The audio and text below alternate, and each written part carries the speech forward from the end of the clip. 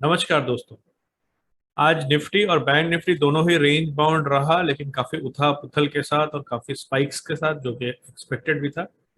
देखते हैं निफ्टी में क्या हुआ, बैंक निफ्टी में क्या हुआ, और कुछ एक सेलेक्ट स्टॉक्स जिनमें आज मूवमेंट हुई है या कल वो आपके शॉर्टलिस्ट में जरूर होने चाहिए। तो आइए दोस्तों शुरू करते हैं। सबसे पहले बात करते हैं निफ्टी की। जैसा कि हमने कल के वीडियो में देखा था, बताया था आपको कि ये लग रहा है लास्ट का हाफ एन आवर का प्राइस एक्शन देख के कि मार्केट गैप अप दे सकता है, लेकिन अपवर्ड मोमेंटम ब्रेक हो चुका है क्योंकि डॉलर इंडेक्स बहुत स्ट्रांग है। डॉलर इंडेक्स स्ट्रांग होने का मतलब होता है कि रिस्क ऑफ सेंटिमेंट आ चुका है मार्केट में। Everything is flying towards dollar and treasury bills, US treasury bills. उसका इफेक्ट आपको क्रूड ऑयल में भी दिखा, गोल्ड में भी दिखा, कॉपर में भी दिखा, और इक्विटीज में अभी उतना नहीं दिखा था। एशिया मिक्स आ रहा था और अपना निफ्टी तो ऑल टाइम हाई के आसपास है, एक 16,000 के साइकोलॉजिकल लेवल को क्रॉस कर चुका है। ये सारा हमने कल डिस्कस किया था। तो गैप अप ओपनिंग दी ऑपरेटर भैया ने और उसके बाद धड़ाधड़ सेलिंग आनी चालू हुई। कल मैंने जो आपको बताया था कि ये एक बहुत बड़ा सपोर्ट रहेगा 16,180 का, और मैंने 16,170 का स्टॉप लॉस बताया था। और अगर आपने बाई किया होता, मैंने बोला था बाई ऑन डिप करिएगा, अगर बाई आपने किया होता तो आपका स्टॉप लॉस हिट हो जाता। जहां पे मैं गलत हूं वो मैं आपको मान के बताऊंगा कि हाँ मैं गलत हूं। कल का वीडियो देखिएगा, मैंने 16,170 ही बोला था। हालांकि जिस तरह का मार्केट है, जितनी बड़ी स्पाइक्स बन रही हैं, शायद अगर हम 16,160 का स्टॉप लॉस लेते तो बच जाते।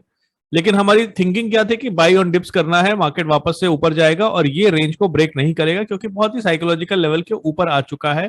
फियर ऑफ मिसिंग आउट बहुत लोगों में रहेगा, बार बार लोग डिप को बाई करेंगे जब तक वो डिप कंक्लूसिवली ब्रेक नहीं हो जाएगा।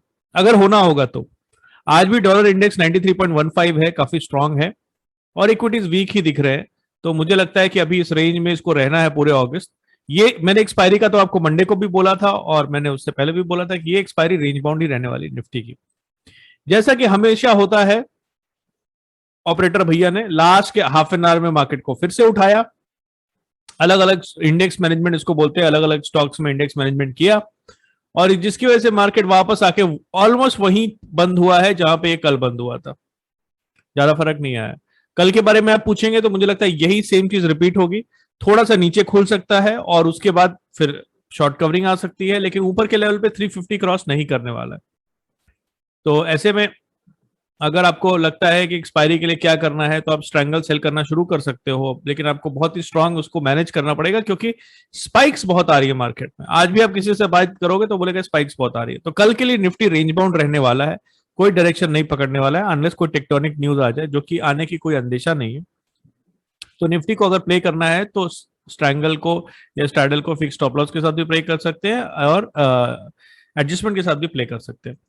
अगर बैंक निफ्टी की बात करें, सेम कहानी रिपीट हुई है बैंक निफ्टी में भी। लेकिन बैंक निफ्टी के दोस्तों आजकल अगर आप देख रहे हो ना, तो सबसे पहले आप एचडीएफसी और कोटक को देखना चालू करो कि कैसा बिहेव कर रहा है, क्योंकि उसी में ज्यादा सेलिंग आती है अगर आनी होती है तो ओपन हुआ है, ओपनिंग के बाद लगातार सेलिंग आई है, और इसमें तो मैंने कोई लेवल आपको कल दिया नहीं था और किसी रैंडम लेवल पे जाके रुका है ये। इस तरह के लेवल्स प्रेडिक्ट करना बहुत मुश्किल होता है। शायद मेरे कुछ दोस्त जो फिबोनाची वगैरह करते हैं वो मुझे कमेंट में जरूर बताना कि ये फिबोनाची का कोई लेवल है जहां से इसने सपोर्ट लिया। मैंने आपको बोला था बाई ऑन डिप्स रहेगा, लेकिन ये कोई अच्छी बात नहीं है कि मैंने बोला बाई ऑन डिप्स और ये तो गिरता गया गिरता गया। कहां पे आदमी बाई करेगा? यहाँ पे करेगा या यहाँ पे करेगा? काफी नीचे आ गया। ये रैंडम चीजें लो विक्स एनवायरमेंट में होती है। कल के लिए आप पूछोगे तो इसी रेंज में खुलना चाहिए इसको, 0.3 0.4% अप एंड डाउन की वजह से। और स्पाइक्स तो आएंगे, लेकिन मार्केट एक रेंज बाउंड में रहेगा, एकदम फ्लैट होकर कल बंद हो सकता है, एक्सपायरी का दिन है। तो ये बैंक निफ्टी की कल की बात हुई। अब स्टॉक्स की बात करते हैं दोस्तों। स्टॉक्स में आपके सामने टाटा स्टील का स्टॉक मैंने खोला हुआ है।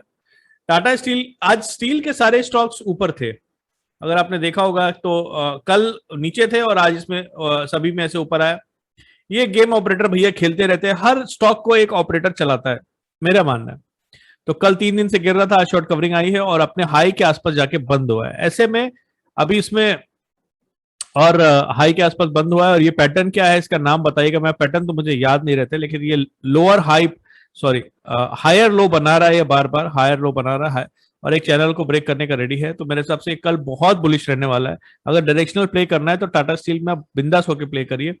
स्टॉप लॉस आपका जो है 1418 के आसपास हो जाए।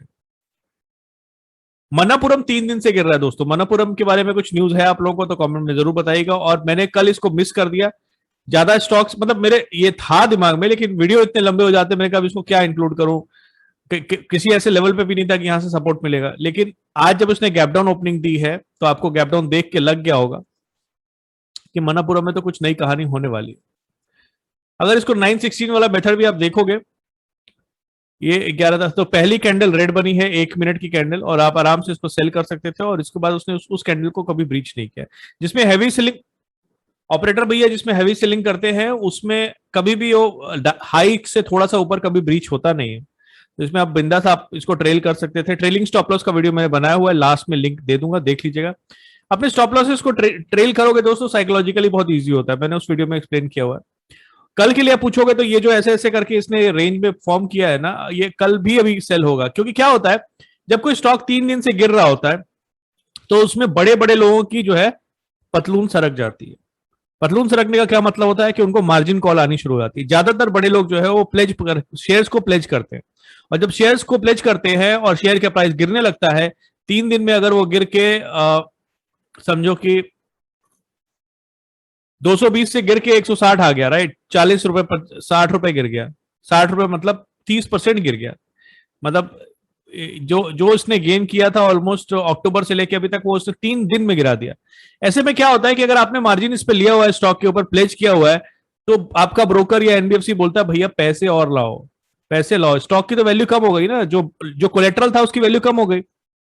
तो ऐसे में क्या होता है, आप बोलते हो मेरे पास पैसे तो नहीं है, एक काम करो आधे स्टॉक बेच दो, 1/3 स्टॉक बेच दो, और उससे जो पैसा मिलेगा वो तुम्हारा मार्जिन हो जाएगा। तो इसलिए जैसे जैसे स्टॉक नीचे जाता है वैसे वैसे मार्जिन की कॉल आनी शुरू होती है। इस पर एक बहुत अच्छी मूवी बनी थी, मार्जिन कॉल। अगर आप मूवीज में इंटरेस्ट रखते हो तो जाके देखो, बहुत अच्छी मूवी है, पूरा एक्सप्लेन किया हुआ है मूवी के अंदर। तो बहुत अच्छे वॉल्यूम के साथ ये गिर रहा है, और गैप डाउन के बाद अच्छा फॉलो थ्रू मिला है। तो कल भी हो सकता है कि थोड़ा ऊपर खुले, या हो सकता है कि खुलने के बाद थोड़ा ऊपर जाए, वेट करना 10-15 मिनट। लेकिन इसको जैसे ही मौका मिले तो ठोक देना है, इसको सेल करते रहिए, सेल करते रहिए। अभी ये जाके मेरे ख्याल है 139 140 पर रुकेगा। इसका एक कारण ये भी है कि इनका जो बिजनेस मॉडल है दोस्तों, वो गोल्ड का की प्लेजिंग से रिलेटेड है, और गोल्ड का दाम आप देखोगे तो बहुत तेजी से नीचे जा रहा है। अपना बिटकॉइन तो ऊपर आ गया, 45,000 आ गया, कहां वो 30,000 था। मतलब क्या हो रहा है बिटकॉइन में समझ में नहीं आता। बिटकॉइन इथेरियम तो मेरे अभी मैं स्टडी कर रहा हूं। लेकिन गोल्ड जो है इंटरनेशनल मार्केट में बहुत तेजी से नीचे गिरा है। और क्या होता है कि जब ये लोग अपने गोल्ड प्लेज का धंधा करते हैं, मान लीजिए कि मैंने अपना कोई गहना गिरवी रखा है जिसकी वैल्यू 100 रुपए थी, इस पे ये लोग 50 से 60 रुपए मुझे देते हैं लोन। अगर उस गहने की गिरवी जो है, कॉस्ट जो है वो 100 रुपए से घट के 70 या 60 हो जाए, 70 या 60 हो जाए, तो क्या होगा, जिसने लोन लिया है वो सोचेगा मैं लोन चुकाने से तो अच्छा है कि मैं, मतलब जो गोल्ड है इनके पास ही रहने दो और लोन मेरे पास रहने दो। मतलब डिफॉल्ट की प्रोबेबिलिटीज बढ़ जाती है। तो आप देखोगे जैसे जैसे गोल्ड के दाम गिरेंगे तो जितनी भी एनबीएफसीज हैं जो गोल्ड को प्लेज करती हैं, उनको उनका एनपीए बढ़ता चला जाता है। बिकॉज कंज्यूमर भी तो हमेशा कयास लगाता है ना कि क्या होने वाला है। तो इसलिए अगर गोल्ड का दाम और गिरता है इंटरनेशनल मार्केट में तो इनके ट्रबल्स और बढ़ जाएंगे। मुझे नहीं लगता कि ज्यादा गिरेगा गोल्ड का दाम। पूरा आपको देखना है डॉलर इंडेक्स, अगर डॉलर इंडेक्स और ऊपर जाता है तो गोल्ड क्या, फिर तो सभी सभी की लग जाएगी, लंका लग जाएगी। लंका लग जाएगी। डायलॉग कैसा लगा जरूर बताइएगा मुझे कमेंट में। तो ये अगर कल रखिएगा इसको रडार में सेल करने के लिए। अगली बात करते हैं टेकम की। टेकम बहुत लोगों ने मुझसे पूछा था कि बताओ भैया टेकम में क्या होने वाला है। अभी इसका डेली चार्ट पहले देख लेते हैं हम लोग। इसको हमने एक्चुअली कवर किया था बहुत पहले जब इसने फर्स्ट ब्रेकआउट दिया था। और जब फर्स्ट ब्रेकआउट देता है उसके बाद ये यहाँ पे इसने गैप अप दिया, तो ये बहुत अच्छा मौका था। गैप अप के बाद आपको छोड़ना नहीं चाहिए था। गैप अप भी हमने शायद डिस्कस किया था एक पर्टिकुलर वीडियो में। तो इसके बाद आपको छोड़ना नहीं चाहिए था। फिर बहुत अच्छे वॉल्यूम के साथ गैप अप दिया था और उसके बाद फॉलो थ्रू दे रहा है। तो मेरे हिसाब से ये कल हवा में खुलेगा, और हवा में नहीं खुलता है अगर, तो इसको बिंदास बाई करिए। और बाई करने के बाद आपका स्टॉप लॉस जो है 1305 हो जाएगा। 1305 का स्टॉप लॉस लगा के इसको 1:1, 1:2, 1:3 तक का आरआर आपको दे सकता है। बहुत अच्छे मोमेंटम में है। और जब सारा इंडेक्स थोड़ा सा टंबल कर रहा है तो ये आईटी स्टॉक में आपको जरूर स्ट्रेंथ मिलने को देखेगा, क्योंकि आईटी को लोग पता नहीं क्यों सेफ स्टॉक बोलते हैं, मतलब सेफ बोलते हैं। हु नोस, मतलब अगर डॉलर स्ट्रांग होगा तो उसका फर्क पड़ेगा ऐसा लोग सोचते हैं। लेकिन मैं तो एफएक्स में भी काम करता हूं जैसा कि आपको पता है। और जो बड़ी बड़ी कंपनियां हैं वो साल 2 साल का हेजिंग ऑलरेडी करके रखती हैं। उनको फर्क नहीं पड़ता है कि कल डॉलर कहां रहेगा, डॉलर अगेंस्ट रुपी। लेकिन सेंटीमेंट है मार्केट का, क्या कर सकते हैं। तो ये कल हवा में खुल सकता है और इसको बाई के शॉर्टलिस्ट में रखिएगा। अपने टाटा केमिकल की हमने कई बार बात करी थी, मैंने कई बार ट्वीट भी किया था, मुझे रॉकेट बनाना आता नहीं है, कोई सिखा देगा तो मैं रॉकेट भी बना दूंगा। कि बार बार जब ये गैप अप हुआ था तो मैंने आपको बोला था कि ले लो ले लो ले लो, और अब आज भी आप देखोगे तो काफी ऊपर गया है।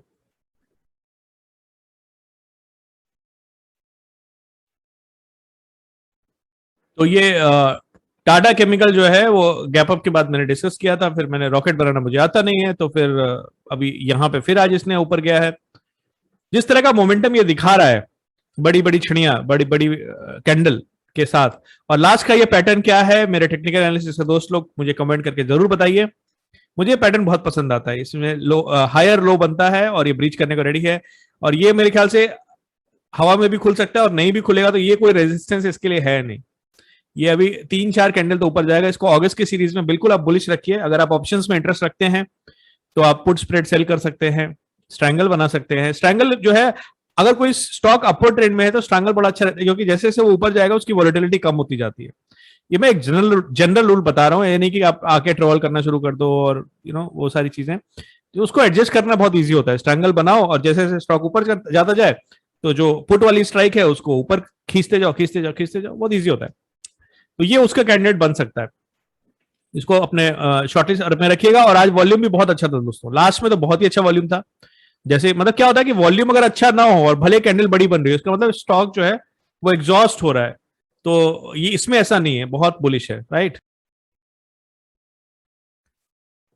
तो ये उसमें बड़ा अच्छा पैटर्न बना है, कल ये हवा में खुल सकता है, बाई चांस नीचे भी खुलेगा तो ये 855 का स्टॉप लॉस लेके आप आराम से इसको बाई करिए, और इंशाल्लाह आपको इसमें फायदा होना चाहिए। इन रेजिस्टेंस की कोई वैल्यू नहीं है, 900, 920, 960 तक भी जा सकता है एक सिंगल कैंडल में, ये मैं आपको बहुत कॉन्फिडेंस से बोल रहा हूँ।